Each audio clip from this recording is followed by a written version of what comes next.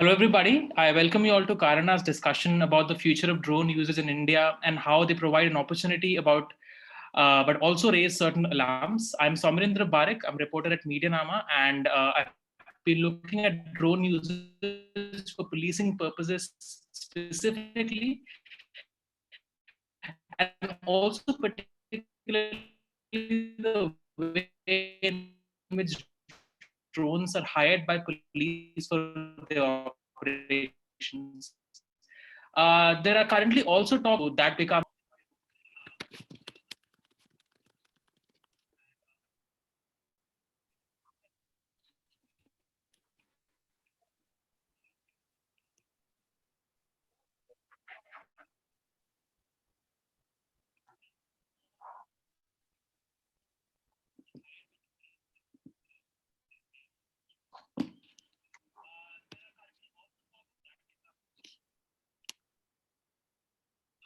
Was I audible to all of you? I'm really sorry for that glitch. I, yes, Swami, I can continue. I think if you have any issues with video streaming, you can continue on audio. Okay, like for the time being, I think I'll prefer that because it's workable. I'm really sorry, guys, for the glitch. So yeah, so as I was saying, there are currently also talks about integrating people's Aadhaar data with drone cameras so that it becomes easy for the police and the state governments to identify and track people, and that of course opens a different Pandora's box altogether. The COVID-19 lockdown has seen a number of police forces, including Telangana Police, Kerala Police, Delhi Police, deploying drones to keep an eye out on potential lockdown violations. They're also being used to spray disinfectants, which, as far as my understanding goes, are not currently allowed under the regulations. On the other hand, drones also present an opportunity, especially in the backdrop of the lockdown, in helping with fulfilling essential services, especially e-commerce delivery. But although that hasn't really happened yet, it appears as if we've been left to deal with the dire consequences of drone usage rather than reap some of the benefits that they present. What we're largely witnessing is that the usage of drones at the hands of the police, which raises questions around state surveillance and also triggers the proportionality argument. In today's discussion, we'll take a look at the regulatory framework that allows for drone users in India, and if that particular framework has been effective so far. Drones can also be potential enablers, like we've discussed, for certain things, especially during a global crisis, like the one in which we find ourselves right now. We'll address why that bit hasn't happened, though.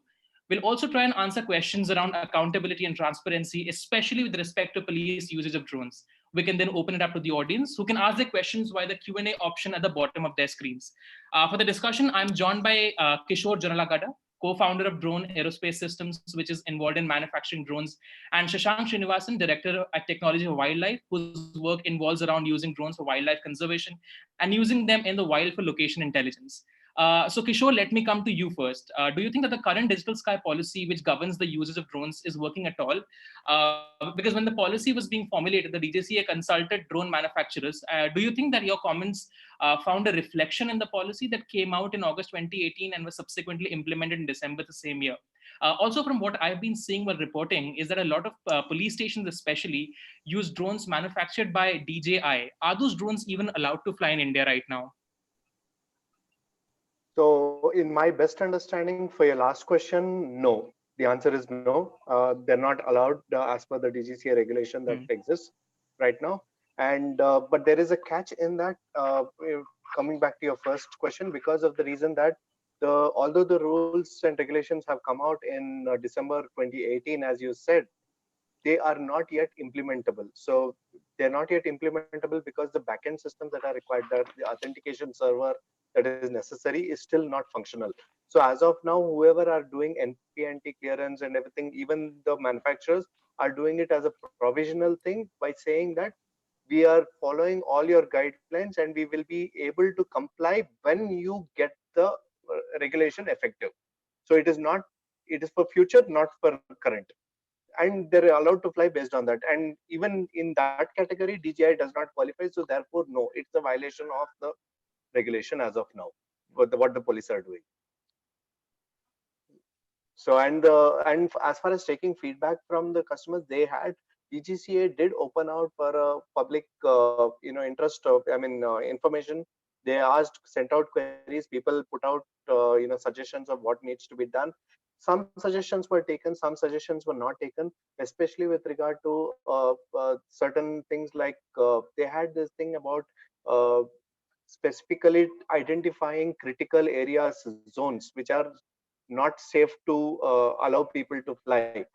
But typical usage would be that they will publish a negative list and we will not be able to fly in those areas. But no, they didn't want that. They didn't want to publish a negative list.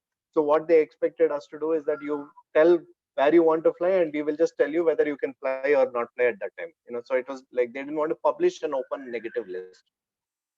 So that was like one thing which was not taken, but I think that is an easier way to operate. So that's just one example of it.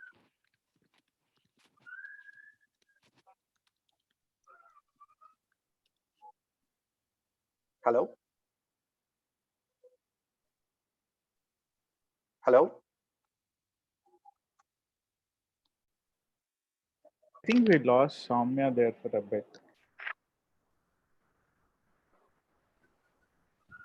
Okay, maybe I'll start continuing. Okay, Kishore, that's a really interesting statement that's happening there, that the regulations are somehow for a future scenario and not for a current scenario.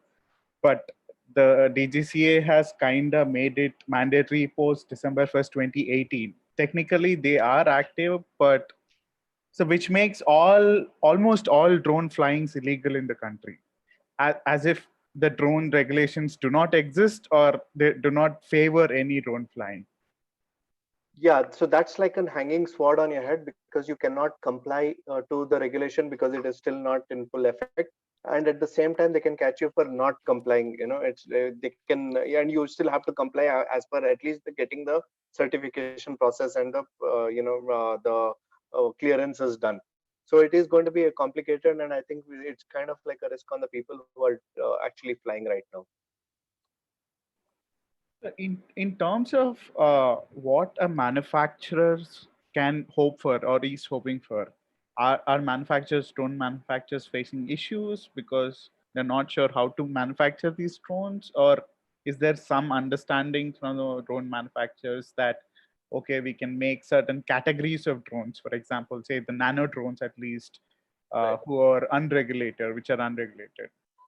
So there are manufacturers, but the nano drones only cater to the mostly the toy market. So there are people who are interested in the toy market, and there is some of them are actually even doing it. Those are the nano drones which are sub 250 grams and cannot fly, I think, 50 meters beyond 15 feet beyond us. So it's just really a toy tool. But when it comes to manufacturer for the industry, so currently the NPNT not being already available to actual use, the way it is operating is that the people have created their own NPNT servers as test platforms. So they have like a test server where they have built on the specifications published by the DGCA, but it is not the official one. So people are trying to build an NPNT compliant drone based on these test servers, and that is being provided as proof to DGCA, which is all documentary proof right now. And that is basically given, based on that, you are given a provisional certificate. It's a provisional, it's not a final certificate also. So the provisional certificate allows you to more than allows you to operate, and actually it doesn't allow you to operate, it allows you to make a sale to the government. So if there is a government tender that is there, the government tender needs to very clearly that you need to have an NPNT certified drone.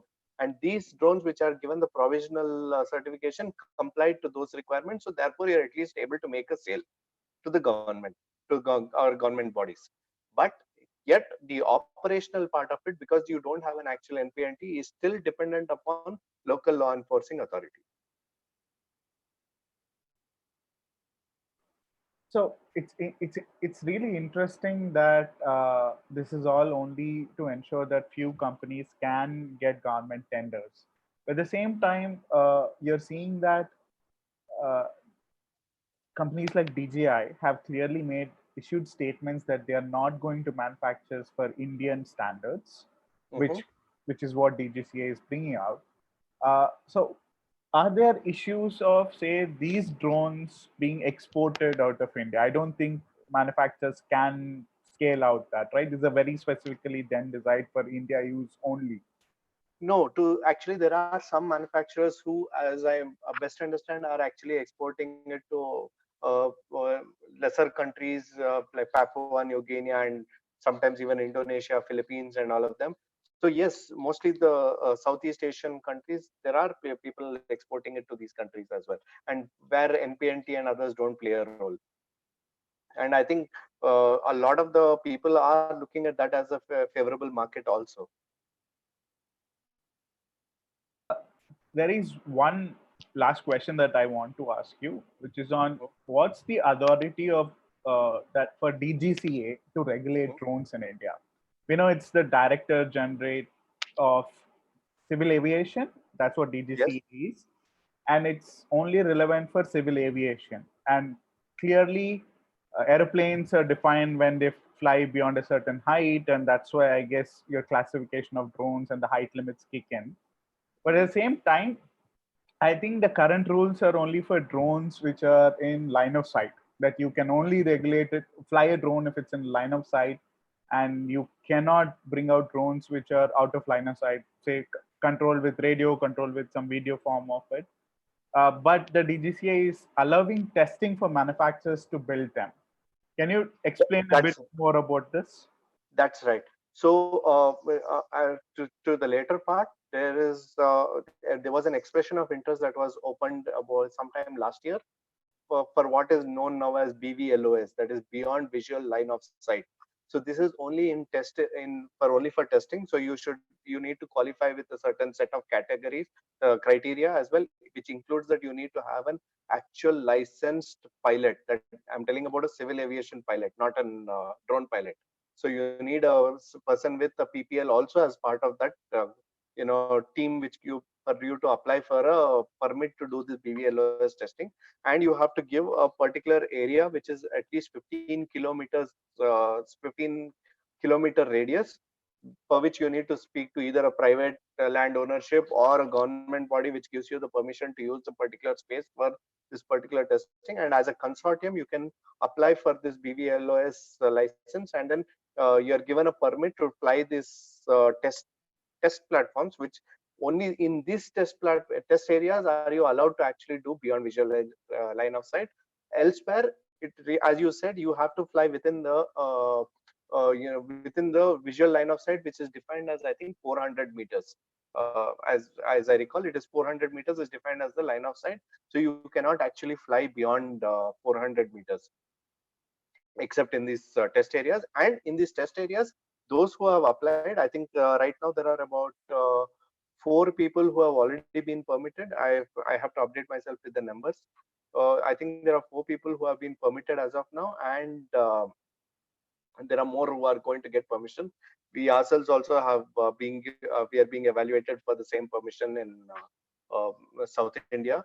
So like this kind of things are also happening in the background, where you are expected to fly for a minimum of 100 hours with one among the DGCA authorities, in their presence. Or how that is going to happen, we'll only know when we actually begin it, because as of now, there's still the evaluation is going on, where they're giving permit to people, and this has already been, I think, a year and a half now, almost. I think last January, February this started, and it's already now March. So it's over a year since this process has begun. And regarding the first part, whether DGCA is the authority is, I don't know from a legal perspective, that is who gave them the authority. However, world over, even if you look at, say, the US as an example, the drone regulations are drone rules, and the enforcing authority is being handled by FAA, so which is also their civil aviation authority. So therefore, across the world, you can see that the civil aviation authority is the one being given charge of doing this. How has DGCA got involved in our country is not sure to me from a legal standpoint. However, my best understanding that is that the Ministry of Home Affairs is what has asked them to actually put the framework and everything, and make sure that they govern the entire process. So as of now, I think initially they were not keen on taking up the responsibility, but I'm seeing more and more that now they seem to be more interested in drones. I think they're more interested in the passenger drones that might eventually come up. Okay, so we're gonna move to Shashank. I'm gonna come back to you. I want to try to understand the pilot side of it now that you mentioned passenger drones and how do you pilot drones. Shashank, you've been working, training, you've been a drone pilot, you've been using them in wildlife conservation for a really long time now, before I think even the regulations have come into force. Can you tell us what was the scenario before the drone regulations came in, and what's the status right now? Like, was there more confusion back then? Is it more clear now? Uh, how is a drone pilot regulated? How was your experience being one, or even getting more people trained as such? Okay, great. Thanks for that, Srinivas. And welcome back, Soumya. Oh, am I back? Yes, you're back. Yeah. Oh, okay. Hi. I've had to use my phone. I'm really sorry for missing a huge chunk of the discussion. Fine. So Srinivas just asked me. I'm really sorry. Yeah. Srinivas just asked me a couple of questions about like my experience. I'm just going to go over that. Essentially, I'll just give a brief timeline of the regulation, the regulatory history in India regarding drones. Right. So in 2014, sometime in if I remember like around October 10th or so, the DGCA issued a notification which essentially banned all drone flying in the country. All right. Yes. Now, before 2014, there were some. Again, there'll be people who have been flying remote aircraft like aero modeling since maybe the early 90s, maybe the early 80s, if I'm not mistaken. Right. Again, I grew up in Calcutta and I was part of an aero modeling club when I was in middle school. So that would be around the mid 90s, and there were people flying aircraft of the Calcutta Maidan. So there's a small runway over there, which is doubled as a cricket pitch as well. And people would fly a model aircraft of that runway. And this is again the mid 90s. So sometime around 2010 or 2011, like the drone industry worldwide started picking up. Again, part of this was people started modifying Arduino devices to actually create like stable quadcopter platforms. And that kind of spiraled off into small independent hobbyists and then small businesses around this as well. So around 2010, 2011, drones started like making their presence felt. DJI started manufacturing the Phantom 1, selling it in a big way.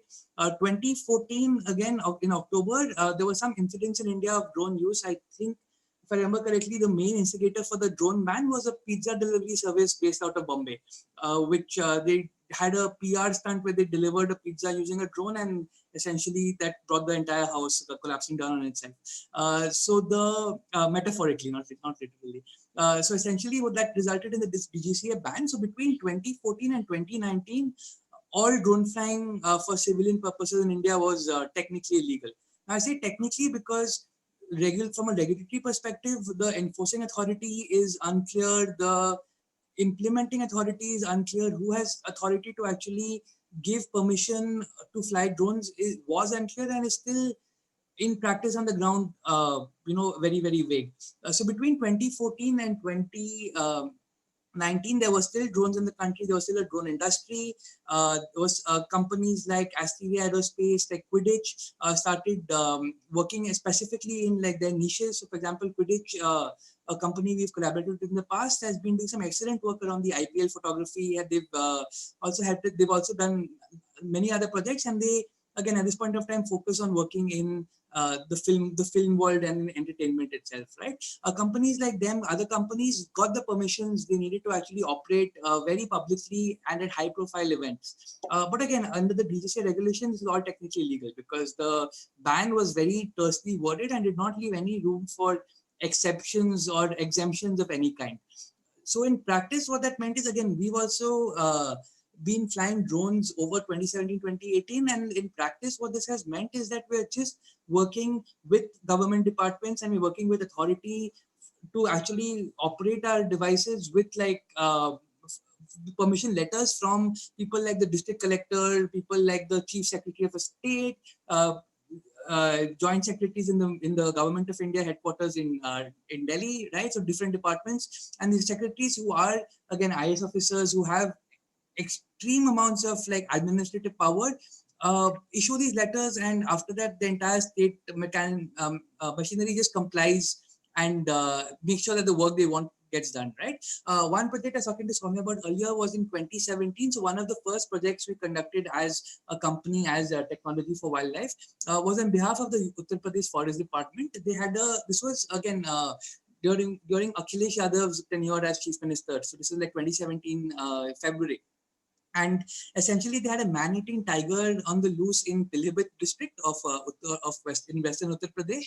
And the villagers had protested, saying they won't go to vote in the upcoming elections until the tiger was captured and taken care of. So for this, we were called in to actually help the forest department to use drones and actually help locate the tiger. So this is the collaboration we did at that time with the Quidditch, who had drone operators and drones available on standby. And the letter of permission we got was directly from the Chief Minister's office, because he'd essentially said, okay, we need drones among other devices and other technology, other techniques to actually find this tiger. And that was the issuing authority. And again, we were actually conducting these flights, which under DGCA law were technically illegal, with like police officers controlling the drone itself. They were looking at the live video feed. So again, like the question of where the illegality comes into place is unclear, because again, India as a federation, it's got state systems. So, you know, in practice on the ground, it can all be very, very gray. And projects like that have continued over the past few years. People have been doing work for mining companies, for infrastructure of various kinds, for electricity departments. And the permission letters come. They're on official letterheads in the government of India. These are government representatives and officials issuing these letters of permission. And none of this has been contested in a court of law. The DGCA cannot not be aware of these operations because they're very public. Like Quidditch flies drones above every stadium. They get permission from the Ministry of Home Affairs, the Ministry of Defense to actually do the operations. Do these violate the DGCA ban as well? I don't know. Ashrang, I would like Just to. to add I to that. have. Sure, please go ahead. Just to clarify, I mean, because you said in the 2014 letter that bans the drone flying, it very clearly says that it's for all civilian use except for by government bodies. So therefore, if you get a letter from government bodies, it is considered legal. So that was the reason. So you can only do a government job, you cannot do a private job. You know, that's how it was. Because also, since I've been reporting on drone uses, especially by the police and state governments in particular, so what I have essentially found out while reporting is that there almost is never even a written order that the police can produce. So if you go and ask them who authorized your drone flight, who was the authority behind this, there are almost never written orders, which just gives you a feeling that there is sort of no accountability and especially no transparency around the entire process. Also because the police hires a lot of drones and sometimes you don't even know the people that they're hiring things from. So all of that just adds to this, sort of complex infrastructure that is around there. And it results in something you don't even know what's exactly going on there, if the police was even authorized to fly drones. And that is only, the operational part of it. The drones that are flying in the airs are, of course, capturing footage. So that footage is somewhere, of course, stored, processed. What exactly happens to that particular footage, if there are any sort of security safeguards around it, we don't know anything about the process at all. And all of that begins because of the fact that there is almost never a written order and you don't always know where to go and actually talk to and who to talk to. So how do you think that happens? So I'll just continue with that. Yeah. So that essentially this government bodies component is fascinating, right? Because does that mean that because this is the problem with with tersely worded orders. Is it okay for private parties or private operators to own devices and fly them on behalf of the government? Does the government need to be the one who owning and controlling the devices? Is it okay for the private operators to be hired and to do some operations for the government and other operations privately? Because again, in the past 5 years, no operator has been able to sustain itself only on government contracts, because the lack of permissions has resulted in less investment into the sector. So people are actually relying on projects to bootstrap themselves all the way through. And this really confuses matters, right? There have been cases, projects I've heard of, where people have gone in, again, like you said, there's no written orders at all. When the operators ask for written orders, the government tells them, you're doing it for us, no one's going to question you, and then they're sent into the field with government officers. There are risks to this, because again, it's not like the government is a monolith. Different departments can contest each other's actions. If for example, the Department of the Forest Department wants to fly drones and the Department of Mining contest that, does one of them call in the police to actually enforce the no-fly zone? So is that the way it actually works in practice? And it's all very risky, especially on the ground. Like there have been cases where there have been misunderstandings, there's been no written orders. So till someone can actually make the couple of phone calls they require to get through to the senior officer who authorized the action itself, they're not arrested necessarily, but they are definitely being held against their will till they can show that what they were doing was legitimate, whatever that means. I would also like you to respond to that, but just before you do, I would also like you to address the point of who in this situation, for instance, if a police has hired a particular drone operator, and because we don't have a written order, we don't even know who exactly the drone operator is or which company that person is associated to, who in this particular case carries the liability? For instance, the data that is collected via the drones, if that particular data is used in a way that it was initially not intended for it to be, so who in that case actually takes the burden and the liability if something actually goes wrong? Please also incorporate that particular bit in your answer. Sure. So the question of who owns the data itself is, in a sense, does it fall under? I think it falls under copyright law, from my understanding. In that, if someone is flying the drone, they're operating the drone, then the SD card or whatever memory storage device they have on the drone itself, they own that. They own that, and therefore they own all the footage on that device as well, right? In practice, what happens is that the police ask for the SD card directly. Again, in most cases where you're working with police departments who are tech savvy and aware of what they're doing, then they essentially have the drone operator fly the drone. The live stream of the from the drone, if that's what's being collected, is streamed to them itself, because they're operating it like while with the drone operator next to them. And they take the SD card from the drone operator, transfer the footage over to their computers, wipe the SD card, and then hand it back to the drone operator, right? In which case, at that point of time, the footage is now the property of the police. The police control it. I don't think copyright law really applies over here, because again, the police have the footage, and there might not be a written order which actually shows that the drone operator did the operation. So again, there's might not be a paper trail at all, but the fact remains, again, from my perspective, that the drone operators are the ones who've flown the drone and actually collected the footage. So it's also their responsibility to ensure it's not misused in any way. In practice, again, for the most part, what happens is the police control the footage. There have been cases where they've just had the drone operator to take the footage and make a map for them or something later. And then the drone operator also has a copy of the footage, which is where it can become more risky, where a private party has got data belonging to the public, of the public, which they can use for their own, for anything they want to do. So it might be like mapping out grocery stores, might be mapping out how people are moving around. It might be for future facial recognition analysis. Again, it's with them, and the data privacy bill doesn't really cover situations like this. Kishore, you want to add something to that? Yes, I mean, about the experience with regard to, especially with regard to Andhra, and you were telling about how a private operator can do a job for a government body. How does it work? In fact, this was I think, in my best understanding, the problem that was trying to be addressed by Andhra, because you cannot, even if you're contracted by the government, you're still a private body doing the job. So how do you handle this situation? Is they came up with something called as a wet lease agreement, which is a typical wet lease agreement which happens for aircraft, where your aircraft and the staff are basically handed over to another company, which is in this case a government thing. So you're as good as working for them, under their banner and everything. So that is how they actually worked around this whole process of at least the legal part. The paperwork was a wet lease agreement. So that is how they got the job done with in Andhra state. When they claim to have a DGCA clearance for the entire state of Andhra Pradesh for this thing, but we never got to see the copy of the clearance, so I don't really know how much it was a copy. So that part I'm not really sure about. Then the second part of it, where he talked about the SD cards and the data being transferred and how that has happened. That's quite a difficult thing, because I can tell you that almost more than half the works that were done were not on paper. So they were not like, there was no document to say the permission is granted or anything like that. It was all phone calls or in person, all those kind of things. And sometimes they would be in your presence while you are flying, but other times they would not. They'll just say go ahead and then do it. So it was a very, very informal way of doing it. So I don't know accountability, how it's going to work in the context in that thing. About transfer of data, in our when we did all the survey for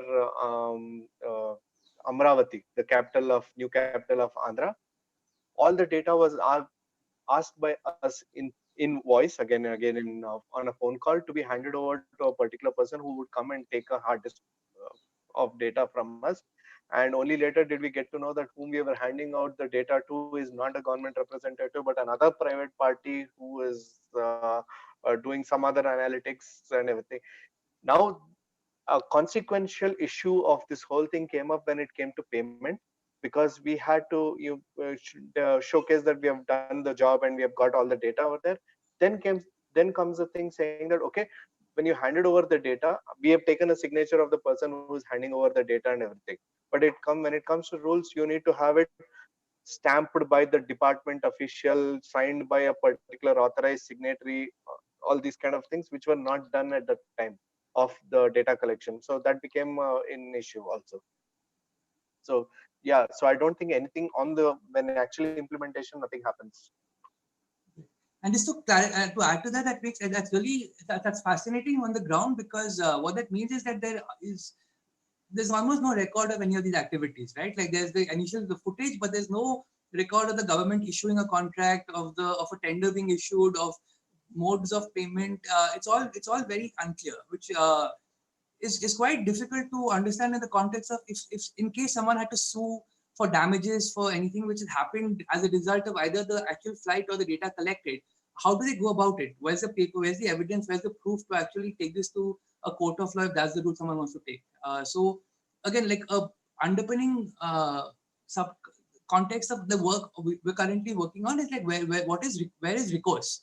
Like if something goes wrong, who do you appeal to? If the police have used drones and have harmed you in some way, you can't go to the police and complain about it, because what they're doing is technically illegal under the DGCA's eye. So what recourse do you have to actually obtain justice in this context? Very interesting, because recently I did a story about how the Kerala police had hired private drone operators. So when I talked to one of the IGPs in the North Zone, I think he was in charge of the Kasaragod district. So he told me that they just have these drone operators, and so the footage is essentially stored on the mobile phones of the police officials. And when I asked him, how do you ensure that the drone operators have actually deleted the data from his side, he just said that we just ensure it. I mean, there was nothing concrete to go with. I'm not even sure if they actually make sure that the data is essentially deleted from a drone operator's devices. Anyway, I think, of course, drones sort of present this dystopic view of the future if you start looking at it that way. But of course, it also essentially can act as a potential enabler, especially in times of a global crisis. For instance, the times we are in right now, especially, for instance, drones can potentially help us in delivering a lot of essential services, fulfilling e-commerce deliveries. Do you think post-lockdown, we might see a push towards that happening, sort of drones being more and more utilized in e-commerce deliveries to fulfill more essential services? And do you see the regulations around drone usage subsequently and consequently being relaxed for that particular issue? Is this to me? It's to both of you. It's to both of you. Yeah. So my personal view is that when it comes to e-commerce delivery, that is things like Amazon, Flipkart, I don't see it happening with drones. Not now. I don't see it even in the much in the future as well. I think of those as more like technology demonstrators to actually learn and understand the technology and further the technology for better causes. Because I think there are far too many safety hazards with drones delivery uh, in crowded urban areas. However, I do see the delivery of essential equipment. Like for example, now if you want PPE if I am a manufacturer of PPE equipment for doctors and everything, there's no way for me to transport it in the current lockdown situation. There's very difficult time. So I think like these kind of intercity or interzonal transportation, I see a good future for that. So you will have like how you have hubs, like airport as as a hub. Now you will have smaller hubs where you will have these drone carrying essential equipment and delivery of those things. So I think that there is an advantage, but I will still see that only from an emergency operations and critical missions, not from daily supplies, because I think it's far too expensive for daily supplies. Shashank, you want to weigh in? Yeah. Sure. So just to clarify, I think that some of the uses for drones during the current lockdown and pandemic are, I could break them down. There are uses which are extremely useful, but there are also ones which are completely gimmicky, and there are ones which are useful but dangerous, right? So for example, I do think surveillance is definitely useful as a drone use, but it is very dangerous to consider in the given context. So it's being used by the state to enforce the lockdown quarantine. It's been used again after the Delhi riots. It was used to surveil protests as well.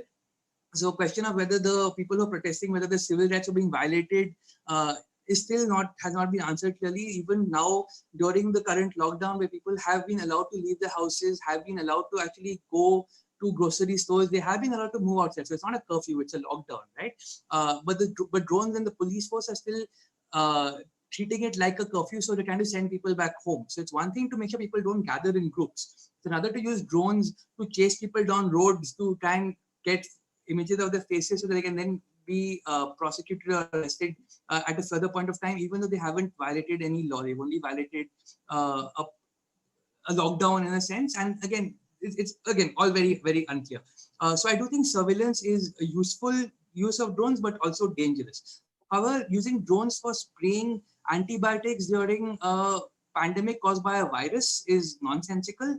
Using loudspeakers on drones for crowd control is also nonsensical, because there's no reason you can't mount those loudspeakers on trucks or other ground vehicles. So there are lots of gimmicks being sold to police departments now. And again, there is an attractiveness to it as well, in that drones are a very easy way to, in a sense, project power, right? Because they're highly visible. They can be quite noisy depending on the type of drone you're using.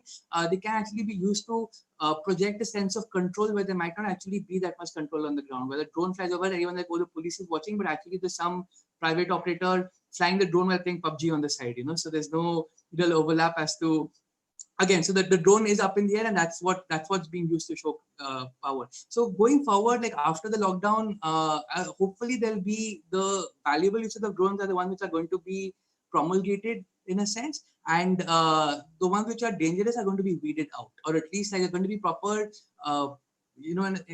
safeguards kept implemented so that they're not as dangerous as they currently are.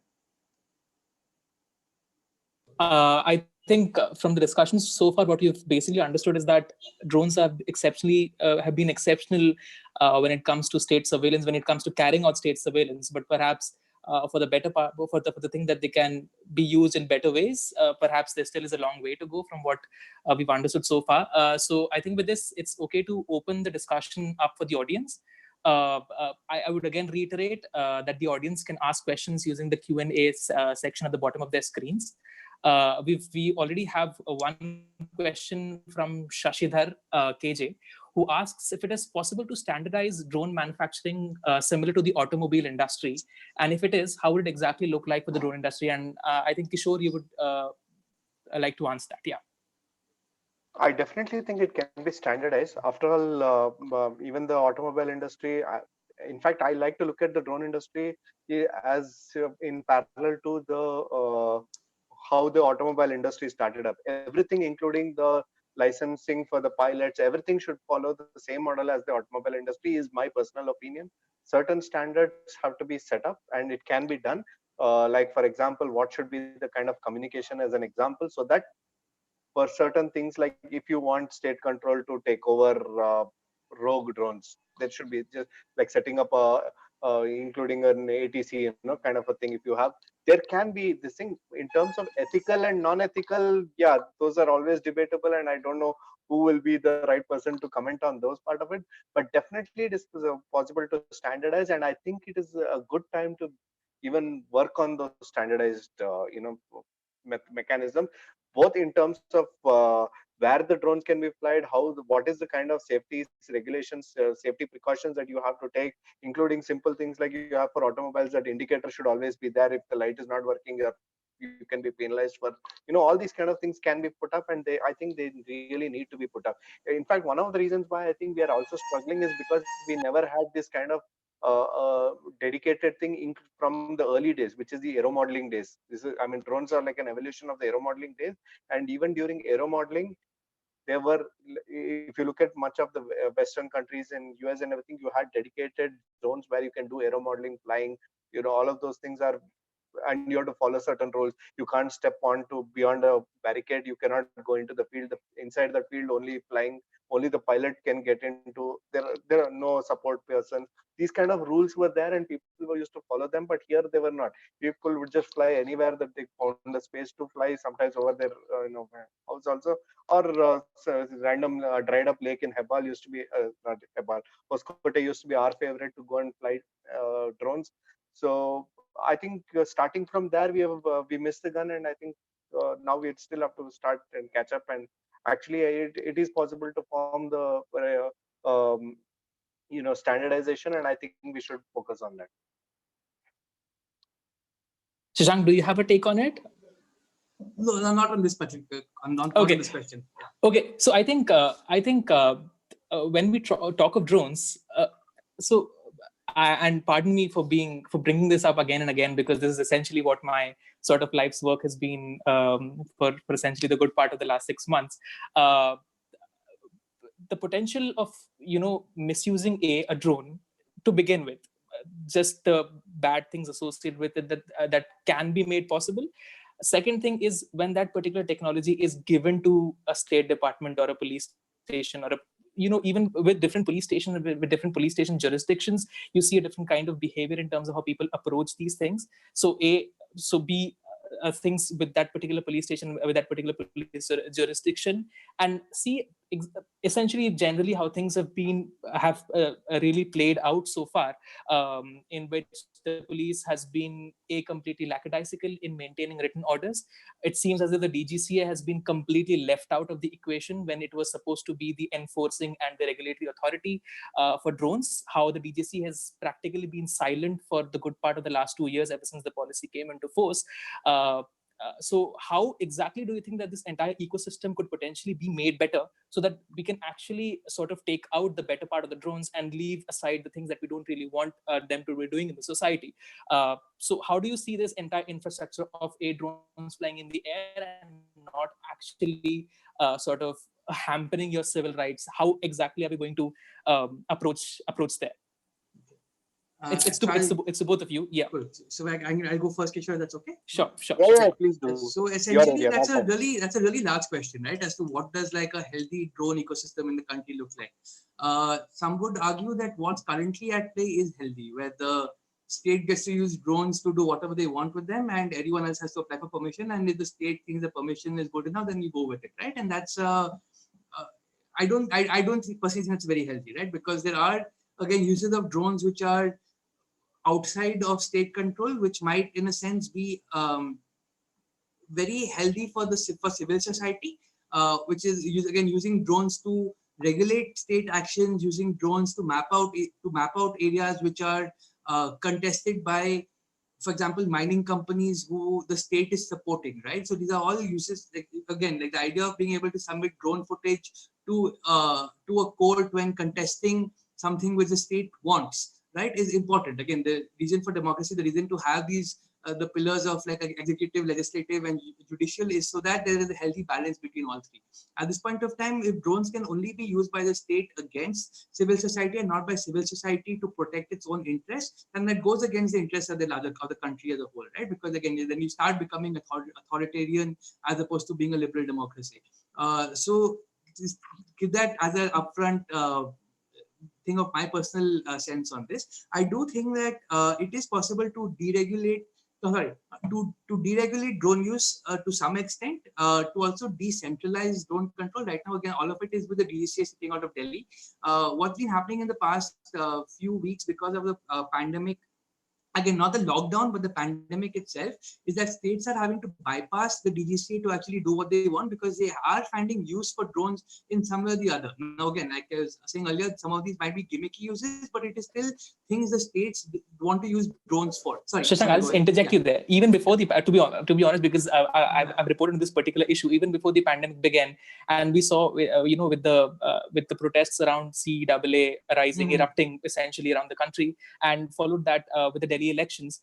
So we did file a bunch of RTIs about drone uses in Right, these very yeah. particular instances, and that is when we came to know that that was essentially my lead into knowing that the police essentially doesn't own a lot of drones that it flies, and also the fact that it doesn't even fly those drones themselves. So the liability and the responsibility is basically shifted to someone else. So even before the pandemic actually hit us, we've been seeing instances where the DGC has been completely sidelined. There have been no orders. There have been no clearances taken. Offices which have been reported onto as in using drones flying in the air, they don't have a written order, and even so, they just don't have an order. And even if they do, they don't have the data maintained centrally somewhere.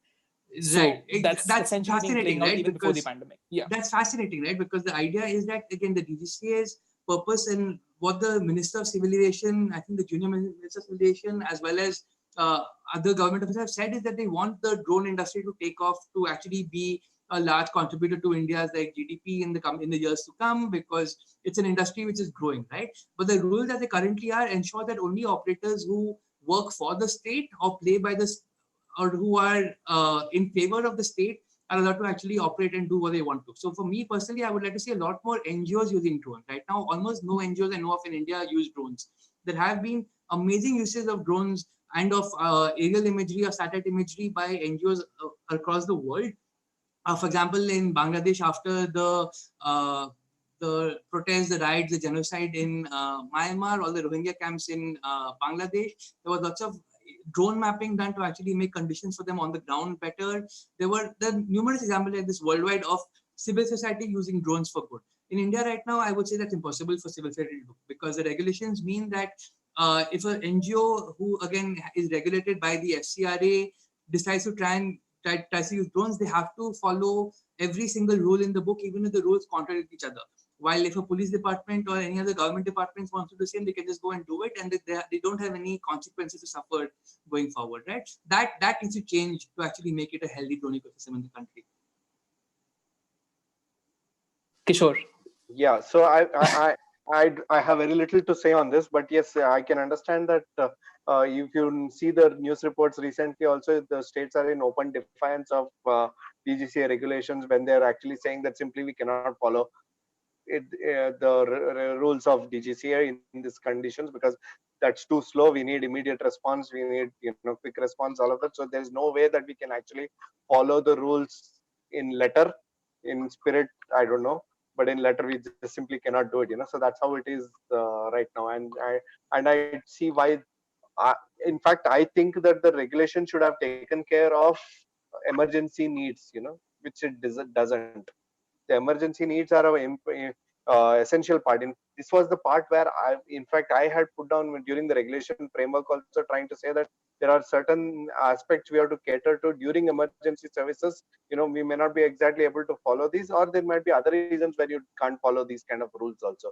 So where is how much? There's always this trade-off between freedom and misuse. So how it is, where is the line to be drawn, and how it is to be drawn is very, very blurred. Okay, Kishore, we have a follow-up on Shashidhar's initial question about standardization of drone manufacturing. So Shashidhar's follow-up is, so when you say that we can standardize communication protocols, do you think that we should dedicate a band of spectrum for drone communication? And if that's possible, what are the possible implications for net neutrality in that particular instance?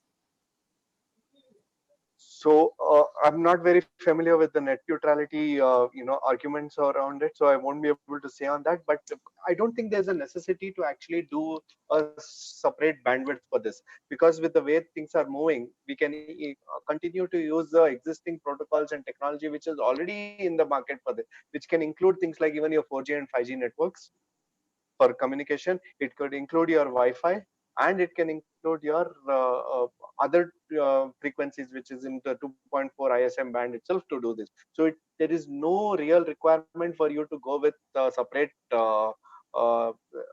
spectrum.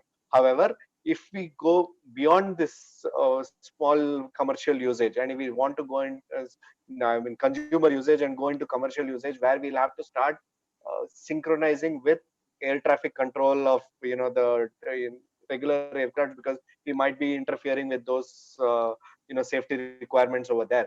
During that time, there they have specific spectrums already allocated for air traffic control, and we will have to integrate within those things. before this, you were actually discussing about how drones can potentially be used in, for instance, in healthcare services, essential services, basically, Yes. to essentially behave like an enabler. So Mr. Ravi Krishnamurthy here has perhaps an add-on to that. He wants to know about the potential of uses of drones specifically for agricultural purposes, like for spraying pesticides or nutrients, or even crop health analysis, for carrying out crop health analysis. And before this discussion, I remember you saying that agriculture was one of those areas which was, to begin with, sort of relaxed even when drones were being banned for 2014. So how do you essentially see that playing out right now?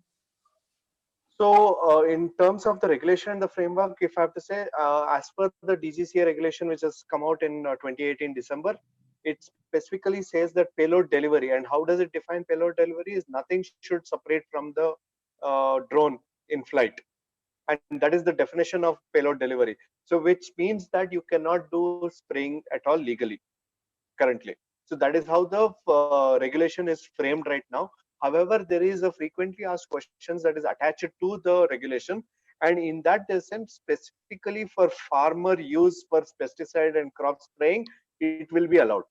That is in the FAQ and not in the it's in the FAQ and the guidelines, not in the policy document.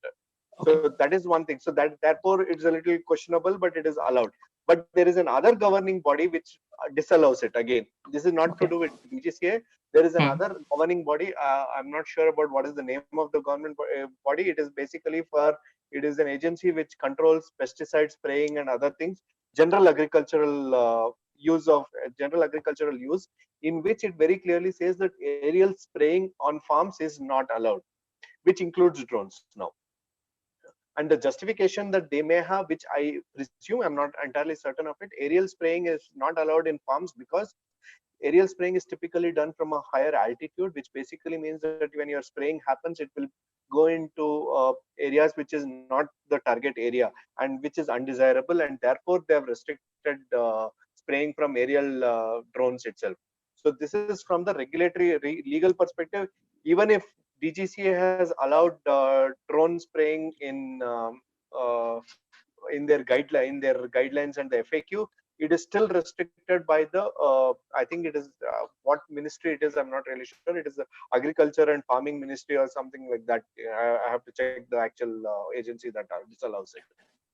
Kishore, what you told is particularly interesting, given that as we were entering sort of the peak of this pandemic spreading in the country, where almost every state started taking this essentially as a pandemic and started treating it essentially as one, is that we saw drones actually being deployed and sort of being used to spray disinfectants around particular areas within the state. So now that you say that the only sort of relaxation was to spray disinfectants when farmers are using them, so how essentially did that, I mean, when drones are being used to spray disinfectants over cities, how does that not violate DGCA's norms in that case, from what you said? In my understanding, it violates. Okay. But who's going to bell the cat? Okay. Shashank, I have a question for you particularly because you've been involved, you've worked with the UP government's forest department. So I want to understand, so when a particular government body approaches you for a particular project, so what exactly is their scope of work to begin with? And do you see that sort of with time and as the project carries on, do you see that particular scope also widening in its reach? So that's my first part of the question. The second is, what exactly were you supposed to capture? And whatever footage you capture, how did the data sharing happen? How exactly it was ensured that what you captured became the government's property and you did not retain any bit of it? And whatever the government took away from you, how exactly was that data stored, processed? What were the safeguards? I want to understand how that particular process worked. So to reiterate, the project happened, this particular one, we did happen in 2017. It's a very short project, only for about 3 days. The scope of the project didn't widen at all. And again, to clarify, this was not a project under a tender for the government, right? Because tenders take time. So in this case, what was the mode of operation was that like a large NGO who knew the forest department well got in touch with us and said, hey, by the way, the forest department wants to use drones for this operation, and we can cover your cost for it. Will you be willing to do it? And we said, yes, sure, we'll do it. Right. So in a sense, there's no financial transaction between the government body who authorized the operation and wanted the operation and the drone operator in this context. And that's pretty normal from what I can make out, right? Because again, it's hard for the government to do quick short-term projects which are being paid for. So even in the current time, under the current pandemic, it's unclear as to how much of the drone work being done is volunteer drone work by drone operators who are doing it in the interest of getting further work in the future in the government. So it's a way to do free work, so they're validating their operating credentials with like the police department so that they can use them for letters of reference going forward. How much of this work is paid, and under, again, like I have absolutely no insight into what the funding mechanism is, for example, all the drone surveillance work happening for the pandemic right now across the country. So there have been projects in Delhi, projects in Ahmedabad, in Telangana that I know of, which have definitely been well advertised. But again, who's paying for it, how it's being paid for is unclear at this point of time. Going back to our project specifically, which was again before the regulations in the current form were implemented, what the State Department wanted is they wanted drones to be flown to actually find this rogue tiger, right? So they wanted us to, that was the scope of work, which is that fly drones for this many hours a day and looking for a tiger under supervision of the Forest Department official in charge on the ground, right? In that case, at the time it was the PCCF, the Principal Chief Conservator of Forests for the state, because it was such a high-profile project. And the drones were flown. The live stream of the drone video was being shared with the forest officials on the ground who were there with us. They were using it to actually do command and control. So that is interesting, where they were looking at the footage from above and actually making things happen on the ground in accordance with that, right? So they were telling, okay, like send elephants that way because that area needs to be closed off. Put up a fence here because we can see that there's a gap where the tiger might run out of. So that was being done using the drone footage. But the other more interesting is, even back then, because this was 3 years ago, was that people weren't really familiar with drones at that point of time. So in one case, we were on one particular day, we were told to fly a drone over an area where they knew that there was no chance of finding a tiger, because they wanted the local population who were streaming out, looking at the operation, to actually come and move away from the actual operation site. So they flew the drone so that people gathered around to actually look at the drone while the elephants and the forest guards conducted the search operation a few kilometers away, right? So it was used as in a sense, not as surveillance, but as a distraction to make sure that the work could happen unhindered, right? So again, I don't think it really expanded the scope of work, because we were just going to fly a drone in aid of this tiger capture project, and that's what we actually did. And all the footage we collected, again, it had people were captured in the footage, but they were incidental captures because the main focus was the actual operation itself. And all the footage captured was handed over to the forest department, who at that point of time were very explicit about the fact that they didn't want this footage showing up on any TV channel or any media anywhere else at all, right? Again, there was, so for this entire project, okay, there's no written paperwork actually saying go ahead and do the project, right? There's no financial trail linking the government to the drone operators in this context. It's all completely, in a sense, deniable, and this was again a few years ago, but there's no way to actually track back and say, okay, who ordered what at what point of time, because a lot of it, as Kishore mentioned, is verbal, is over the phone, is people who are meeting and then speaking to each other, and again, not for any reasons of secrecy, but just because that's the way things operate on the ground. So things are just being done in that particular manner. The case today is not very different. Even with the regulations in place, things still operate the same way on the ground as well, which we're all familiar with, and that does need to change. Things need to be more formal to actually ensure accountability. There's been a follow-up question from Mr. Ravi, who asked about the initial question about the use of drones for agricultural purposes. So Mr. Ravi is asking if there is any chance that the no spraying regulation could potentially come under the Ministry of Chemicals and Fertilizer. Kishore, that's for you. Yeah. Okay. Yeah, I'm not sure. I'm just checking out the details of that. But it is supposedly as per the Insecticide Act. Okay. According to the Insecticide Act, you cannot use drones and unmanned machines and hazardous tools for spraying hazardous chemicals. I'm just trying to read through the details as we speak. Okay. It is Insecticides Act 1968. Aerial application of pesticides needs approval permission from the Central Insecticides Board. Further, no permission approval has been granted by the Central Insecticide Board in the past for the use of the drones to spray pesticides. So Central Insecticides Board, that's the governing body there. Okay, so we have a very interesting question here. It's from an anonymous attendee, but the question is quite interesting. So of course, biometric data is under the current Personal Data Protection Bill, which is being deliberated upon by a joint parliamentary committee. Classifies biometric data under sensitive personal data, and of course, the thing that a drone records, which includes your facial data, your thermal data, potentially all of them fall under biometrics, and as a result under sensitive personal data. So do you think in that particular instance, because it's dealing with something as serious as sensitive personal data, and the data protection bill in its current form also emphasizes a lot of safeguards for this particular category of personal data, do you think in protection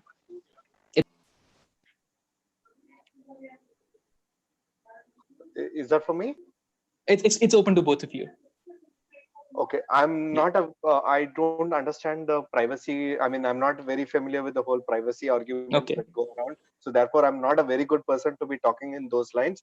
However, yes, I do agree that when we have seen this and data privacy in the way the operations have been in the past, it's always been a concern even for us also.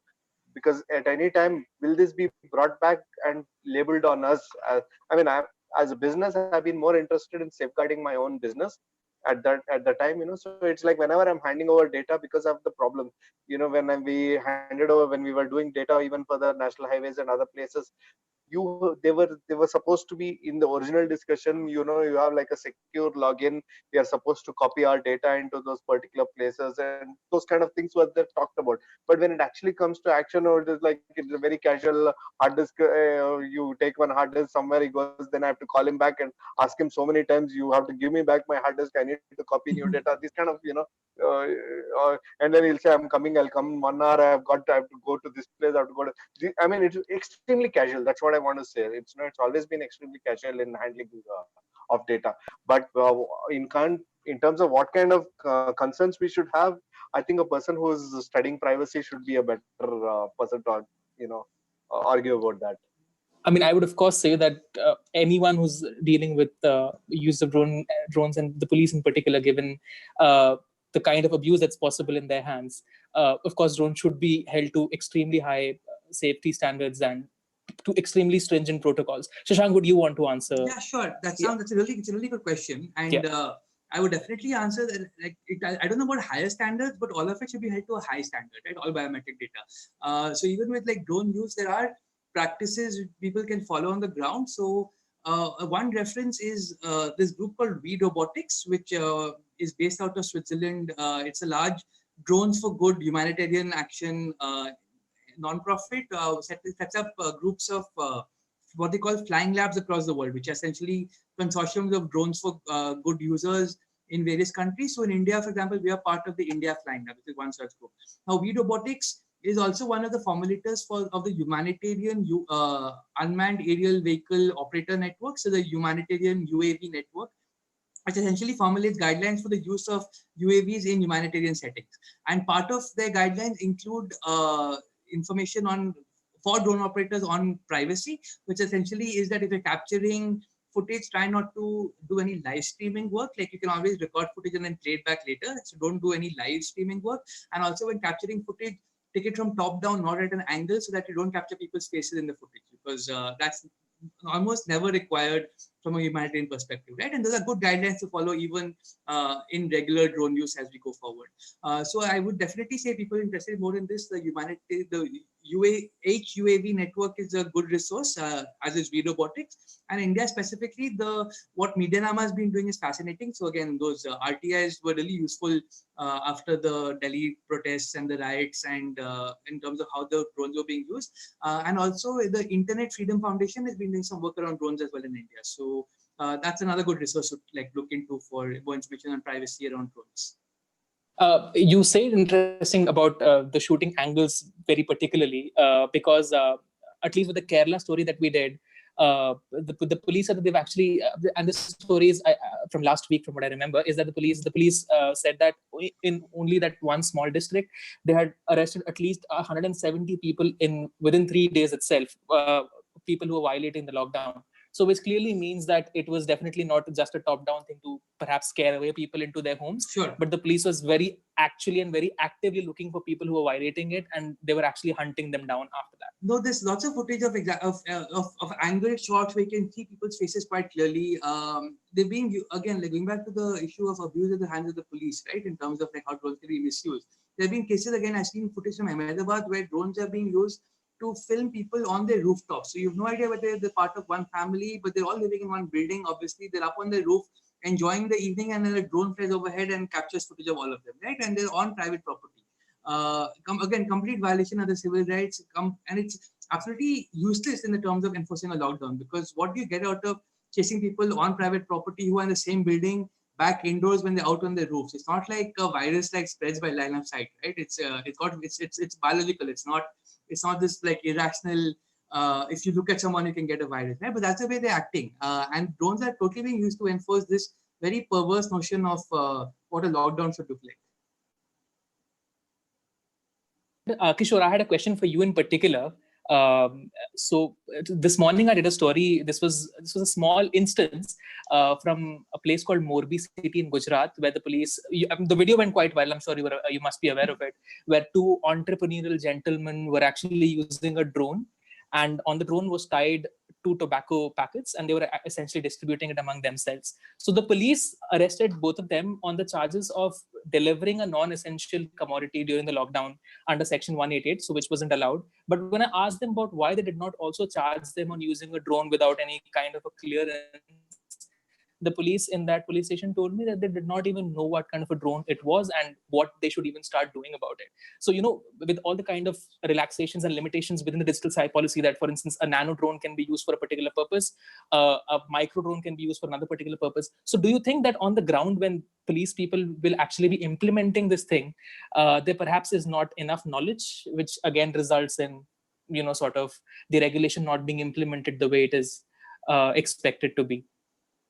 Yeah, I think there is definitely a lack of information, because I think the police generally tend to look at it from the current situation of what they think is right and what they think is wrong. So if in their own judgment that they think that the cause is justified, then you are let go of whatever your crime. So it is like that way. I think they take that independent discussion that tends to happen in the way it operates right now.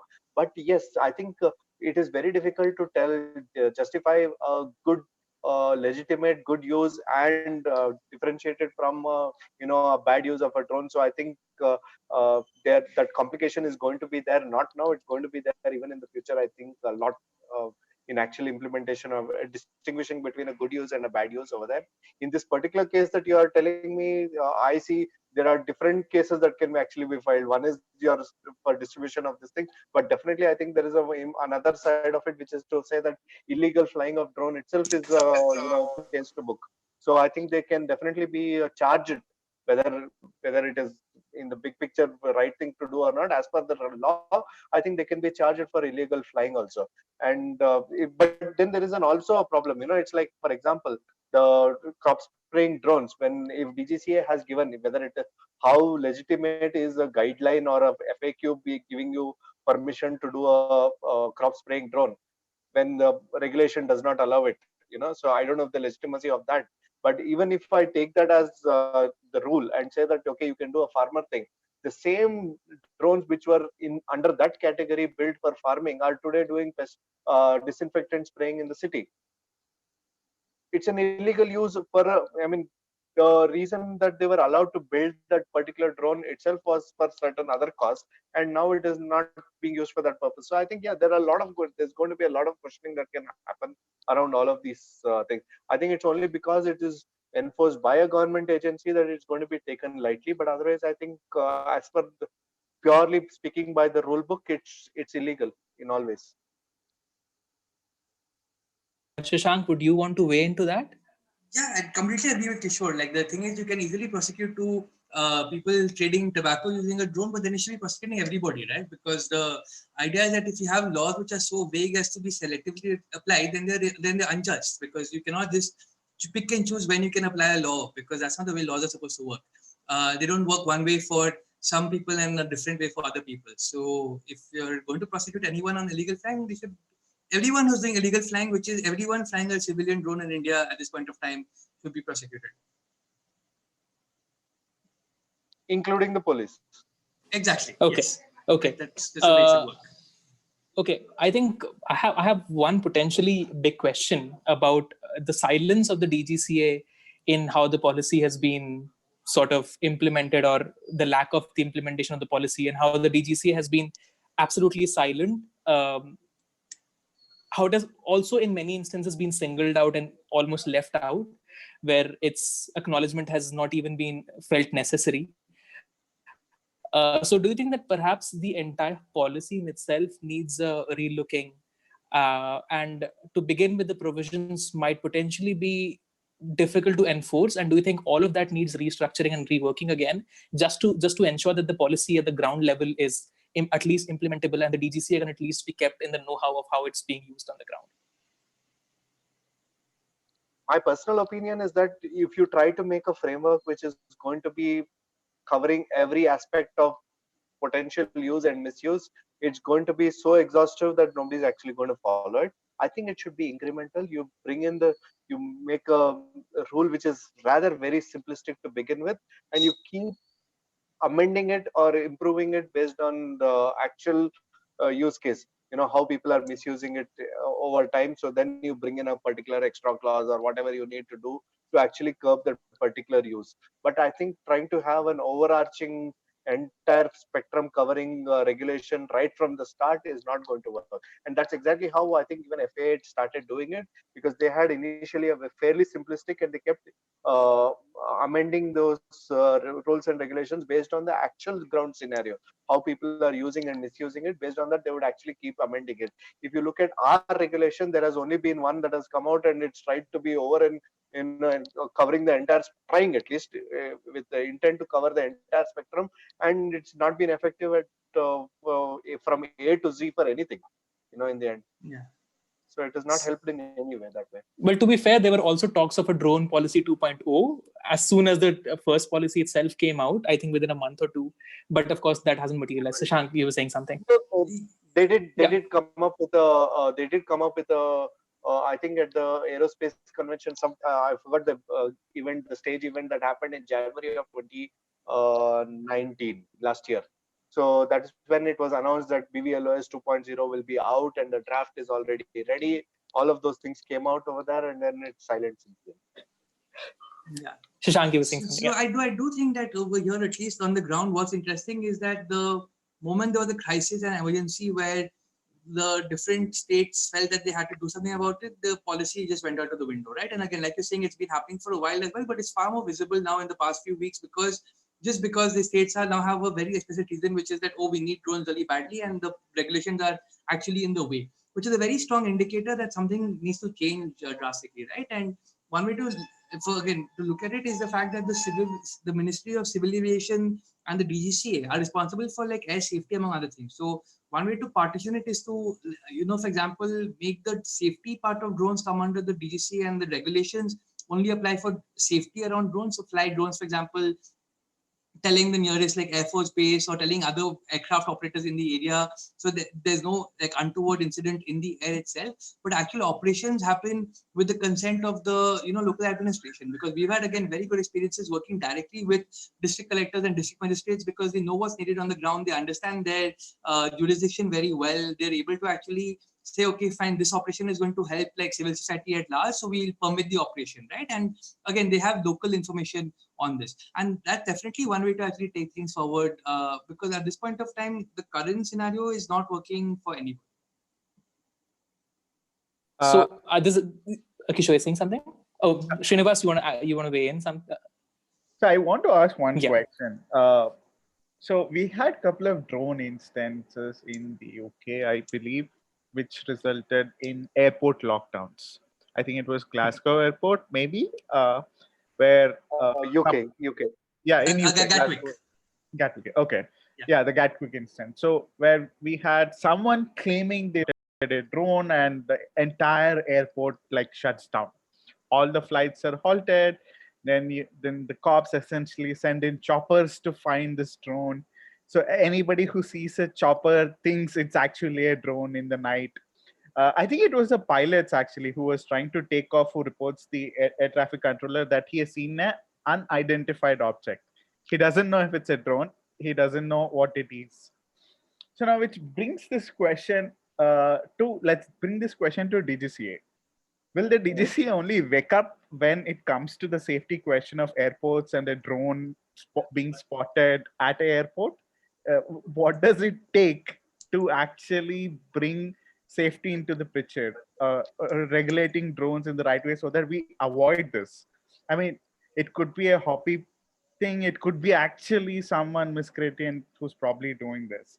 But the concerns do remain, and DGCA actually takes its counter civil aviation authority seriously, because during the consultations they were actually receiving a lot of inputs from its their brother and sister organizations who would tell them what they should be doing. So will the Indian experience matter to others, or will it's a larger policy question that I have. There was actually a particular, I mean, you quoted the UK thing that happened, event that happened, but a similar thing also happened in India, and it was not reported so widely and not so seriously taken. But I think the warning signals went out even during in India itself also. So yes, I think there is a good case for it. In fact, I think that there are this is a this is the reason why anti-drone technology is area that I think is of very high importance. And it is my understanding that the real drone regulation, which is as of now just a eyewash, is real drone regulation is actually going to take off when they have anti-drone technology. So that will be the key to actually getting a full-fledged effective drone regulation in India. That is my understanding. And anti-drone technology is, as of now, best understood in three formats. One is completely shoot down a drone which you think is illegal. That's one method to do it. Then the second method is wherein you actually take control of the drone and land it down to safety. And the third method is where you completely jam the communication and assume that in the jammed communication it is taken care of. The drone is taken care of. Sort of like that. So effective anti-drone technology is, I think, the key to getting a very good drone policy.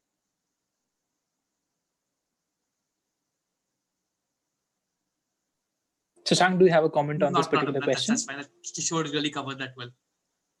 Okay. So I think it was a pretty fascinating discussion, especially for me, because I've also been very limited in the way that I've been looking at drones, especially with how the police uses it. But of course, there is an entire gamut on how potentially drones can be enablers, but also raise significant privacy and surveillance concerns. So what we're essentially seeing play out in India, is, at least in the last year, is that drones have essentially been a tool of state surveillance. They've helped the police almost every time that they wanted it to. The police has been absolutely whimsical in the way that they've been deploying drones. There's never written order, like I've regurgitated at least n number of times by now, which of course raises questions around accountability and transparency in the entire process. Then there are concerns about what the drone policy in itself can do, if it can in itself be an enabler, if it helps Indian manufacturers, if it helps them in the competition from certain Chinese manufacturers, also from the US, especially for defense and commercial drones. What my sense essentially is from here is that drones will and are becoming tools that we'll perhaps see more and more, especially after the lockdown ends. I do hope that people who use drones do not end up abusing them, and they keep in mind that people roaming around in the streets should not be viewed as essentially criminals, and they have to prove otherwise. Drones should not hamper people's civil liberties. People are people. And so I think it was a pretty great discussion. We talked about the policies and if the policies need reworking and how the DGCA has been silent. So the DGCA perhaps should look at the discussion and potentially wake up to the occasion. So the attendees will see a feedback form at the end of the discussion. I would urge them to use the form and leave their feedback about the discussion. Also mention things that we should consider perhaps for discussions from here. I would also urge all of you to please join friends.hasky.com. That way we can keep updating you about discussions, and we can keep chatting about what we are about to do next. Thank you so much for tuning in. I hope to see all of you very soon. Thank you, Soumya. Thanks, Kishore. Thank you, Sushant. Thank you so Kishore. much. Thank you. Thanks for this opportunity. See you. Bye-bye. Bye.